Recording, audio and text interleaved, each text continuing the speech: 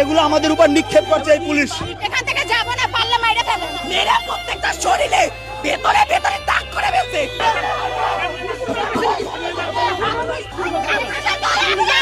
মাইরে ফেলেন, যাব না এখান থেকে, যাব না, পারলে মাইরে ফেলেন। যাব না এখান থেকে, এক পাও নড়বো না এখান থেকে। মাইরে ফেলতে পারলে মাইরে ফেলেন।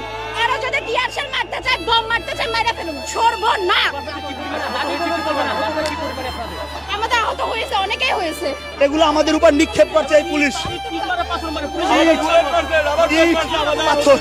আমরা আমাদের অধিকার নিতে আসছি, কোনো দয়া ধরতে আসি নাই। কারো দয়ার পাত্র আমরা না। আমরা জগন্নাথ অধিকার নিয়ে আমাদের স্টুডেন্টদেরকে মারছেন।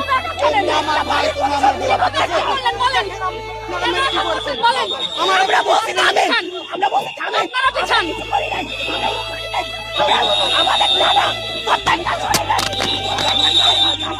আমাদের আছে বই খাতা, এটা আমাদের দোষ, আমাদের দোষ আছে বই খাতা।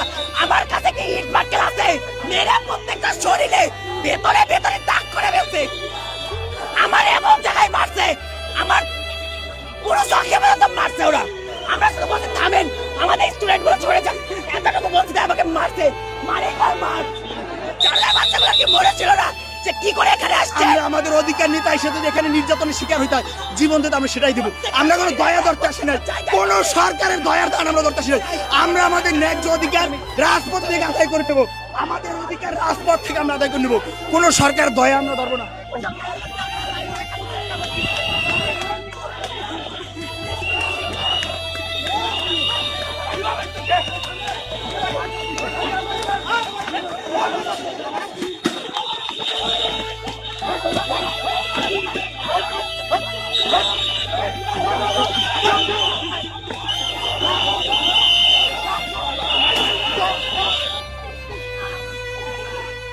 টুকাইয়ের মতো টেনে হিচড়ে নিয়ে আসছে কেন? আমরা কি টুকাই?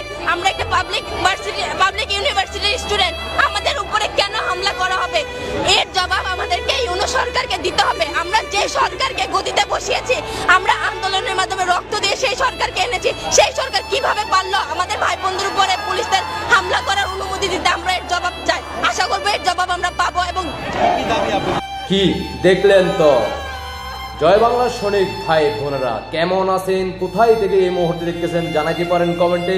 দেশে প্রবাসে যেখানেই থাকুন না কেন দেখেই তো ফেললেন, তাই আপনাদের কাছে অনুরোধ জানাবো দেশবাসীকে দেখার সুযোগ করে দিবেন সর্বোচ্চ শেয়ার করে, যাতে করে বাংলাদেশে প্রত্যেক প্রান্তে গর্জে ওঠে এই ভিডিও বার্তাতে পৌঁছানোর পর তারা দেখে তাদের সিদ্ধান্ত নিতে পারে। দেশে প্রবাসে যেখানেই থাকুন না কেন গর্জে উঠুন, রুখে দাঁড়ান আর প্রতিবাদ সৃষ্টি করুন। এই বাংলার মাটিকে রাজাকার মুক্ত করতে হবে। আশা করি আপনারা সবাই বুঝতে পারছেন। সবাইকে অসংখ্য ধন্যবাদ। আল্লাহ হাফেজ।